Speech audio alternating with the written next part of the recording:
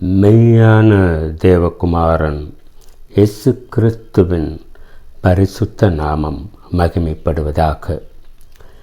அப்போஸ்தலனாகிய பவுல் பிலிப்பியருக்கு எழுதின நிருபம் 2வது அதிகாரம் 5ஆம் வசனம்.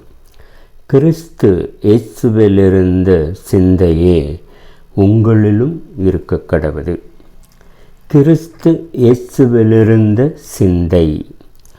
இந்த வசனத்தில் முக்கியமான ஒரு அழகான வார்த்தையை நாம் பார்க்கிறோம். கிறிஸ்து இயேசுவிலிருந்த சிந்தை.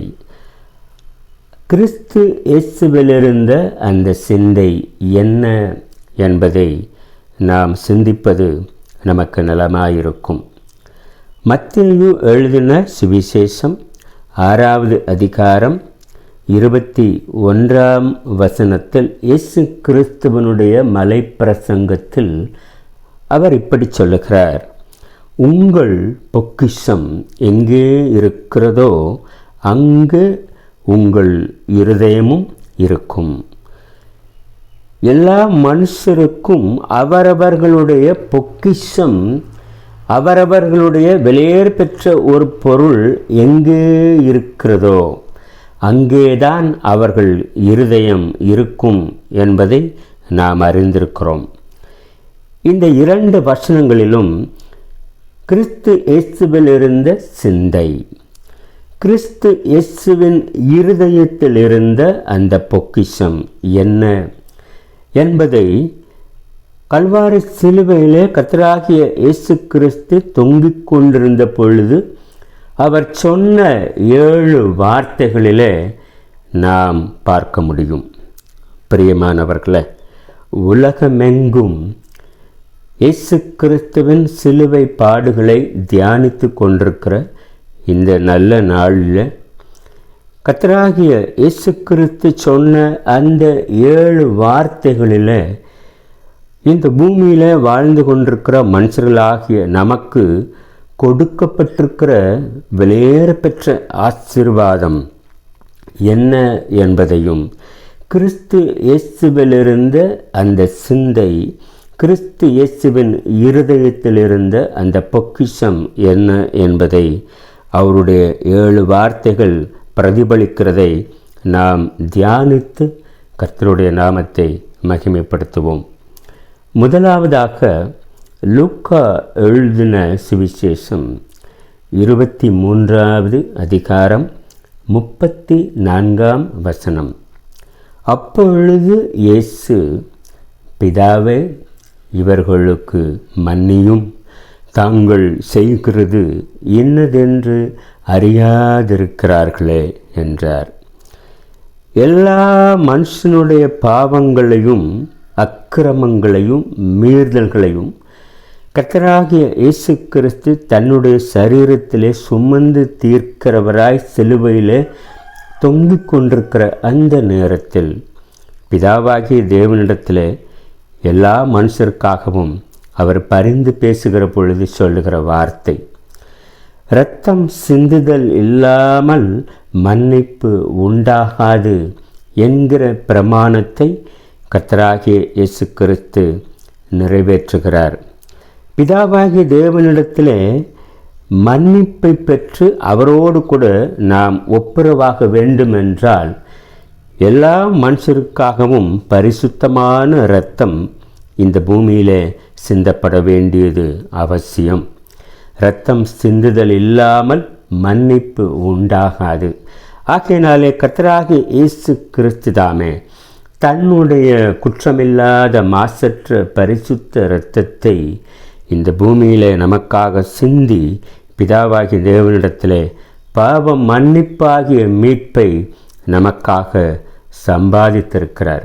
பிரியமானவர்களே, அவர் நமக்கு பெற்று தந்த இந்த பாவ மன்னிப்பாகிய மீட்பின் மூலமாக மட்டுமே பிதாவாகிய தேவனோடு அற்பமான பாவியான மனுஷர்கள் எல்லாரும் ஒப்புரவாகி இருக்கிறோம் என்று இந்த வசனம் சொல்லுகிறது. கிறிஸ்து இயேசுவிலிருந்த முதலாவது சிந்தை மன்னிப்பின் சிந்தை. இரண்டாவதாக லூக்கா எழுதின சுவிசேஷம் 23ஆம் அதிகாரம் 43வது வசனம். இயேசு அந்த கள்ளனை நோக்கி, இன்றைக்கு நீ என்னுடனே கூட பரதீசில் இருப்பாய் என்று மெய்யாகவே உனக்கு சொல்லுகிறேன் என்றார்.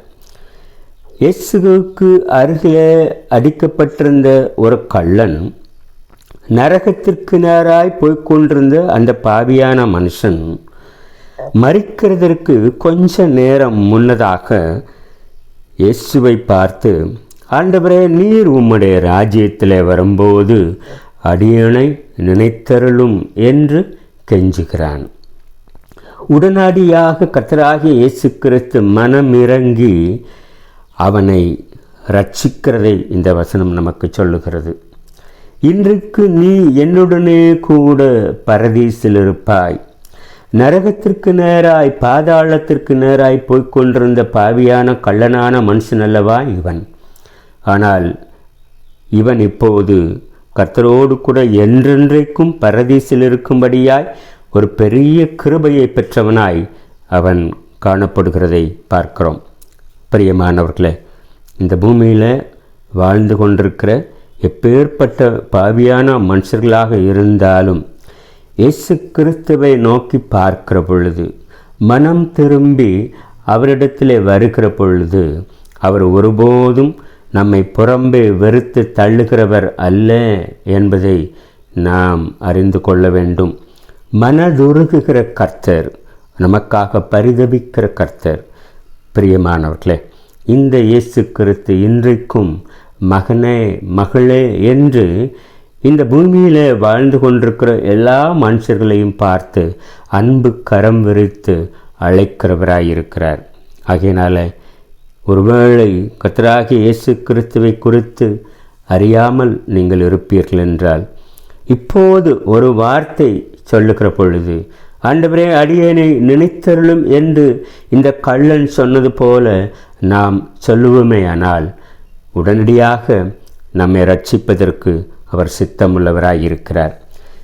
கிறிஸ்து இயேசுவிலிருந்த இரண்டாவது சிந்தை ரட்சிப்பின் சிந்தை. மூன்றாவதாக யோவான் எழுதின சுவிசேஷம் 19ஆம் அதிகாரம் 26, 27 வசனங்கள்.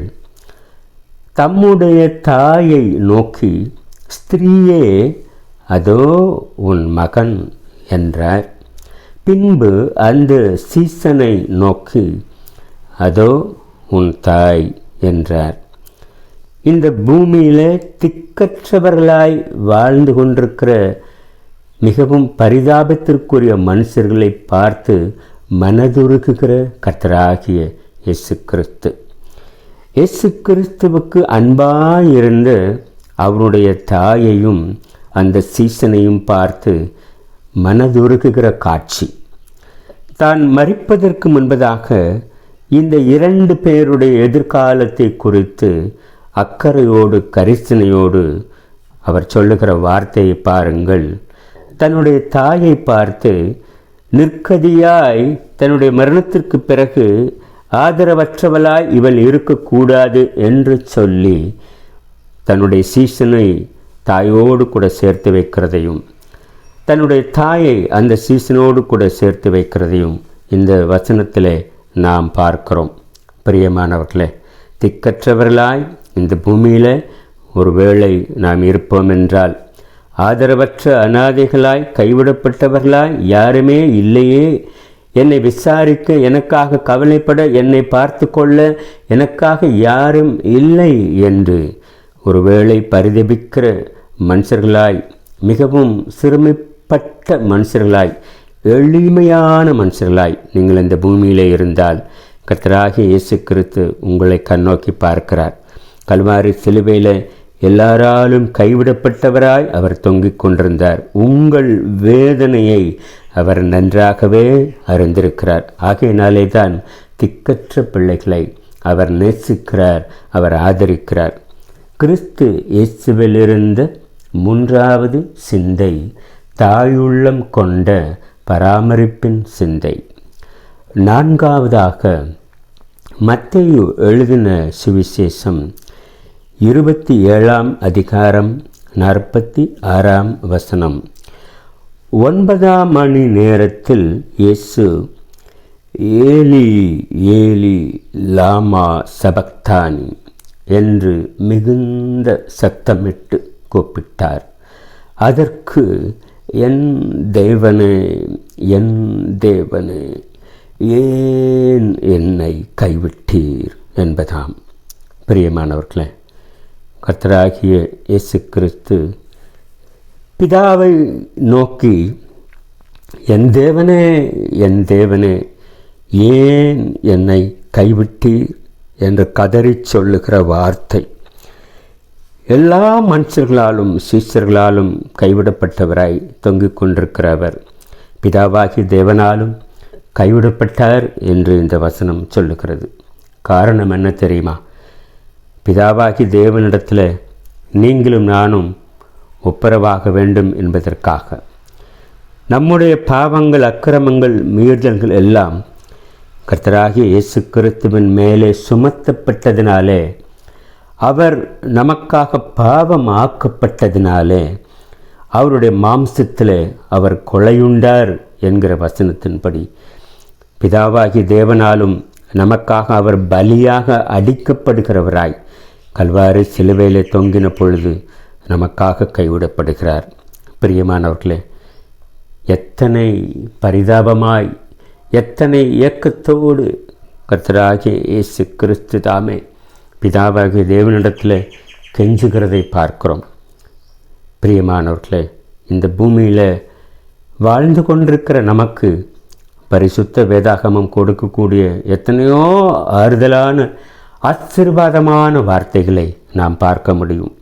சங்கீதம் 50 அதிகாரத்தில் 15 வசனத்தில் ஆபத்து காலத்தில் என்னை நோக்கி கூப்பிடு, நான் உன்னை விடுவிப்பேன் என்று கர்த்தராகிய தேவன் நமக்கு கொடுத்திருக்கிற இந்த உத்தரவாதம், இந்த வாக்கு கல்வாரி சிலுவையில் அருமை இரட்சகர் ஆண்டவராக இயேசு கிறிஸ்து தொங்கிக் கொண்டிருந்த பொழுது அவருக்கு கொடுக்கப்படவில்லையே. கர்த்தராகிய இயேசு கிறிஸ்து பிதாவாகி தேவனை நோக்கி கூப்பிடுகிற வேளையில் பிதாவாகி தேவன் அவரை பதில் செய்யாமல் அங்கே கைவிடுகிறதை பார்க்கிறோம். பிரியமானவர்களே, கிறிஸ்து இயேசுவிலிருந்த சிந்தை, 4வது சிந்தை பரிதவிக்கும் சிந்தை. நமக்காக அவர் பரிதவிக்கிறவராயிருக்கிறார். 5வதாக யோவான் எழுதின சுவிசேஷம் 19 அதிகாரம் 28 வசனம். அதன் பின்பு எல்லாம் முடிந்தது என்று இயேசு அறிந்து வேத வாக்கியம் நிறைவேறத்தக்கதாக தாகமாயிருக்கிறேன் என்றார். பிரியமானவர்களே, கர்த்தராகிய இயேசு கிறிஸ்து தாகமாயிருக்கிறேன் என்று ஆத்ம தாகத்தை வெளிப்படுத்துகிறவராக சிலுவையிலே தொங்கிக் கொண்டிருக்கிறார். வேத வாக்கியம் நிறைவேறத்தக்கதாக எல்லாம் முடிந்தது என்பதை இயேசு அறிந்து இந்த உலகத்தில் வாழ்ந்து கொண்டிருக்கிற அற்பமான, பொல்லாத, துன்மார்க்கமான, பாவியான மனுஷர்களாகிய நம்முடைய வெளியேறப்பட்ட ரட்சிப்பை செய்து முடிக்க வேண்டும் என்கிற பிதாவினுடைய சித்தத்தை நிறைவேற்றுகிறவராய் அவர் தொங்கிக் கொண்டிருக்கிற பொழுது தாகமாயிருக்கிறேன் என்று உங்களுடைய, என்னுடைய ஆத்தும ரட்சிப்பின் தாகத்தை சொல்லுகிறவராக இருக்கிறார். கர்த்தராகிய இயேசு கிறிஸ்து இந்த பூமிக்கு வருகிற காரியத்தை பரிசுத்த வேதாகமத்திலே அவர் சொல்லுகிற பொழுது அவைகளுக்கு ஜீவன் உண்டாயிருக்கவும் அது பரிபூரணப்படவும் வந்தேன் என்று சொல்லுகிறார். யோவான் எழுதின சுவிசேஷம் 10 அதிகாரத்தில் இந்த காரியத்தை நாம் பார்க்க முடியும். பிரியமானவர்களே, பரிபூரணப்படவும் வந்தேன் என்று கர்த்தராகிய இயேசு கிறிஸ்து இந்த பூமியில் வாழ்ந்து கொண்டிருக்கிற எல்லா மனுஷர்களுக்கும் பரிபூரண ஜீவனை கொடுக்கும்படியாய், பரிபூரண நித்திய ஜீவனை கொடுக்கும்படியாய் கல்வாரி சிலுவையில் எல்லா மனுஷருடைய ஆத்தும தாகத்தை தீர்க்கிறவராய் அங்கே தொங்கிக் கொண்டிருக்கிறதை பார்க்க முடிகிறது. கிறிஸ்து இயேசுவிலிருந்த 5வது சிந்தை ஆத்தும ஆதாய சிந்தை. 6வதாக யோவான் எழுதின சுவிசேஷம் 19ஆம் அதிகாரம் 30ஆம் வசனம். இயேசு காடியை வாங்கின பின்பு முடிந்தது என்று சொல்லி தலையை சாய்த்து ஆவியை விட்டார். இயேசு கிறிஸ்து முடிந்தது என்று சொன்ன பிறகு தலையை சாய்த்து ஆவியை விட்டார். இந்த பூமியில நன்மையின் சொரூபியாக நன்மை செய்கிறவராகவே சுற்றித் திரிந்த கர்த்தராகிய இயேசு கிறிஸ்துவை குறித்து 4 சுவிசேஷ புத்தகங்களிலும் வாசிக்கிற பொழுது எந்த ஒரு இடத்திலும் அவர் தலை சாய்த்து இளைப்பாறினார் என்று நாம் பார்க்க முடியாது. ஆகாயத்து பறவைகளுக்கு கூடுகள் உண்டு, நரிகளுக்கு குழிகள் உண்டு, மனுஷகுமாரனுக்கோ தலை சாய்க்க இடமில்லை என்று சொல்லுகிற ஆண்டவராகிய இயேசு கிறிஸ்து இந்த பூமியில் அவர் வாழ்ந்த 33.5 வருஷமும் தலை சாய்க்க இடமில்லாமல் அவர் ஒரு தரித்திரனை போல வனாந்தரங்களிலே அலைந்து திரிந்தார். பிரியமானவர்களே, அவர் எப்போது தலையை சாய்த்தார் பாருங்கள். உங்களுடைய என்னுடைய இரட்சிப்பை செய்து முடித்த பிறகு, அந்த இரட்சிப்பின் நிச்சயத்தை செய்து முடித்த பிறகு முடிந்தது என்று சொல்லி அப்போதுதான் அவர் தலையை சாய்த்தார். தலையை சாய்த்து ஆவியை விட்டார் என்று இந்த வசனத்தில் நாம் பார்க்கிறோம். பிரியமானவர்களே, பிதாவாகிய தேவன் கர்த்தராகிய இயேசு கிறிஸ்துவினிடத்தில் என்ன சித்தத்தை நிறைவேற்ற வேண்டும் என்று சொல்லி இந்த பூமிக்கு அனுப்பினாரோ, இதோ நான் வருகிறேன், புத்தகச் சுருளில் என்னை குறித்து எழுதியிருக்கிறது என்று சொன்னவராக இந்த பூமிக்கு வந்தார் அல்லவா. அந்த நோக்கத்தை, அந்த சித்தத்தை அவர் நிறைவேற்றி விட்டார். பிதாவின் சித்தத்தை நமக்காக நிறைவேற்றி முடித்து விட்டார் என்பதை சொல்லும்படியாய் முடிந்தது என்று சொல்லி தலையை சாய்த்து ஆவியை விட்டார்.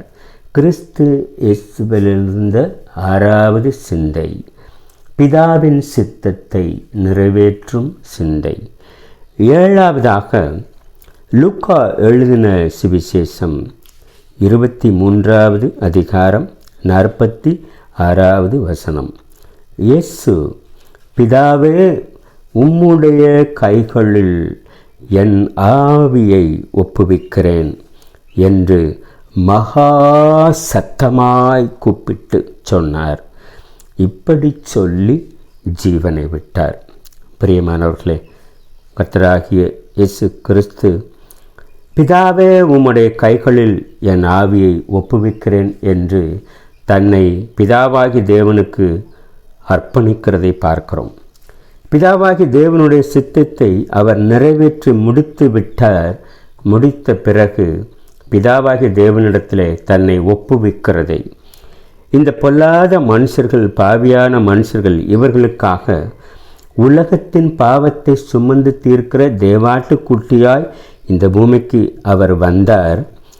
அந்த உலகத்தின் பாவத்தை சுமந்து தீர்க்கிற தேவாட்டுக்குட்டியாக கல்வாரி சிலுவையிலே எல்லா மனுஷருக்காகவும் அவர் அடிக்கப்பட்டார்.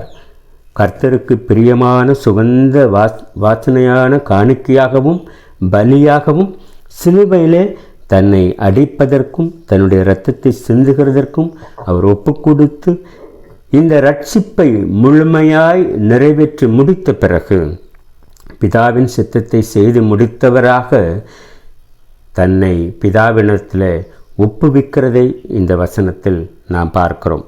பிரியமானவர்களே, கிறிஸ்து இயேசுவிலிருந்த 7வது சிந்தை அர்ப்பணிப்பின் சிந்தை. நமக்காகவே தம்மை முழுமையாய் தன்னுடைய சரீரத்தை, அவருடைய இரத்தத்தை, அவருடைய வாழ்க்கையை எல்லாவற்றையும் அவர் நமக்காக அர்ப்பணித்து சிலுவையில் அவர் மரணத்தை ஜெயித்தார் என்று நாம் பார்க்கிறோம். ஆகையினாலே இத்தனை பெரிய விலையேற பெற்ற ரட்சிப்பை கல்வாரி சிலுவையில் அவர் நமக்காக செய்து முடித்திருக்கிறார். அவர் சொன்ன 7 வார்த்தைகளில் கிறிஸ்து இயேசுவில் இருந்த சிந்தையையும், இயேசு கிறிஸ்துவின் இருதயத்தில் நாம் தான் அவருடைய இருதயத்தில் பொக்கிஷமாக இருந்து கொண்டிருக்கிறோம் என்பதையும் அழகாய் நாம் சிந்திக்கும்படி கர்த்தர் நமக்கு கிருபை செய்தார். இந்த கர்த்தருடைய ஜீவனுள்ள வார்த்தைகளை கேட்டுக்கொண்டிருக்கிற நீங்கள் யாராக இருந்தாலும் கல்வாரி சிலுவையில் அவர் சொன்ன 7 வார்த்தைகளில் உங்களுக்காகவும் கர்த்தராகிய தேவனிடத்தில் அவர் பரிந்து பேசுகிற பிரதான ஆசாரியராய் இன்றைக்கும் பரிந்து பேசிக்கொண்டிருக்கிறார். இந்த 7 வார்த்தைகளினாலே பரிபூர்ண ரட்சிப்பை, பரிபூர்ண ஜீவனை உங்களுக்காகவும் அவர் சிலுவையில் சம்பாதித்து கொடுத்திருக்கிறார் என்பதை நீங்கள் அறிந்து கொள்ளும்படியாய் உங்களை அன்போடு கேட்டுக்கொள்கிறேன். ஒருவேளை இந்த இயேசுவை, இந்த சிலுவை பாடுகளை, இந்த ஆறுதலான ஆசீர்வாதமான 7 ஜீவனுள்ள வார்த்தைகளை இந்நாள் வரையிலும் நீங்கள் அறியாமல் இருப்பீர்கள் என்றால், இப்போதும் கர்த்தராகிய இயேசு கிறிஸ்து உங்களை பார்த்து அன்பு கரம் விரிக்கிறார். மகனே, மகளே, உனக்காக கல்வாரி சிலுவையில் நான் மரித்தேனே என்று அன்போடு உங்களை ஏற்றுக்கொள்ளுகிறதற்கு அவர் சித்தமுள்ளவராயிருக்கிறார். நீங்களும் ரட்சிக்கப்பட வேண்டும் என்று அவர் ஆசையாய் உங்களை பார்த்து கரம் விரிக்கிறார். பிரியமானவர்களே, அவரை பார்த்து ஒரு வார்த்தை சொல்லுங்கள். ஆண்டவரே இயேசுவே, எனக்காக கல்வாரி சிலுவையிலே நீர் பாடுகளை சகித்தீர், என்னை உம்முடைய பிள்ளையாக மாற்றும் என்று ஒரு வார்த்தை நீங்கள் சொல்லுகிற பொழுது எல்லா ஆசீர்வாதங்களையும் நீங்களும் சுதந்திரித்து கொள்ள முடியும், பரலோக ராஜ்யத்தின் சொந்தக்காரராக மாற முடியும் என்பதை சொல்லி கர்த்தராகிய இயேசு கிறிஸ்துவை நீங்கள் ஏற்றுக்கொள்ள வேண்டும் என்று உங்களை அன்போடு கேட்டுக்கொள்கிறேன். கிறிஸ்துவுக்குள் அருமையானவர்களே, பிலிப்பியருக்கு எழுதின நிருபம் 2ஆம் அதிகாரம் 5ஆம் வசனத்தில் வாசிக்கப்பட்டபடி கிறிஸ்து இயேசுவிலிருந்த சிந்தையை நாம் அறிந்து கொண்டோம். அதே நேரத்தில் கர்த்தருடைய பிள்ளைகளாய், சபையில் விசுவாசிகளாய் இருந்து கொண்டிருக்கிற நீங்களும் நானும் கிறிஸ்து இயேசுவிலிருந்த சிந்தை நம்மிலும் இருக்கிறதா என்பதை நாம் உறுதிப்படுத்தி கொள்ள வேண்டியது அவசியமாயிருக்கிறது. புனித வெள்ளியை கொண்டாடுவது மட்டும் முக்கியமல்ல. இந்த சிந்தை நம்மிடத்தில் இல்லாத போது கிறிஸ்துவின் சிந்தையை வெறுமனே நாம் தியானிப்பதும் பிரசங்கம் பண்ணுவதும் கர்த்தருக்கு பிரியமில்லாத காரியம் என்பதை நாம் அறிந்து கொள்ள கடமைப்பட்டிருக்கிறோம். கர்த்தருடைய இயேசு கிறிஸ்துவனுடைய நாமம் ஒன்று மாத்திரம் மகிமைப்படுவதாக. ஆமென்.